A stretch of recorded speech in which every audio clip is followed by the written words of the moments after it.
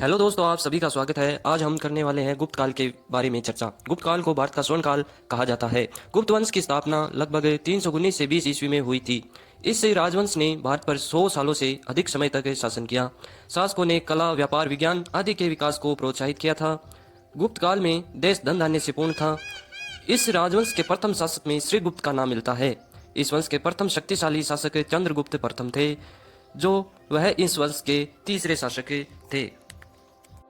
गुप्त साम्राज्य 275 से 550 ईस्वी तक शासनकाल रहा। उत्तर भारत में कुषाण सत्ता 230 ईस्वी के लगभग समाप्त हो गई। तब मध्य भारत का एक बड़ा भूभाग संक मुरंडों के शासन में आ गया, जो कि 250 ईस्वी तक शासन करते रहे। उसके बाद 275 ईस्वी में गुप्त वंश अस्तित्व में आया। इस वंश का संस्थापक श्रीगुप्त था। समुद्रगुप्त ने स्वयं को प्रयाग प्रसिद्धि में श्रीगुप्त का प्रपौत्र कहा है। श्रीगुप्त के बाद घटोत्कच गुप्त शासक हुआ। उसकी उपाधि महाराज थी। चंद्रगुप्त प्रथम 320 से 335 ईस्वी के मध्य शासन किया उसने। घटोत्कच के बाद उसका पुत्र चंद्रगुप्त प्रथम गुप्त वंश का शासक हुआ।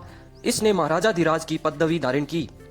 उसके बाद चंद्रगुप्त प्रथम ने समुद्रगुप्त को अपना उत्तराधिकारी नियुक्त किया। उसका आदर्श दिग्विजय और एकीकरण था। वह साम्राज्य में विश्वास रखता था। उसका शासनकाल 335 से लेकर 380 ईस्वी तक रहा। उसके बाद चंद्रगुप्त द्वितीय समुद्रगुप्त का पुत्र था। उसका नाम देवराज तथा देवदूत भी मिलता है।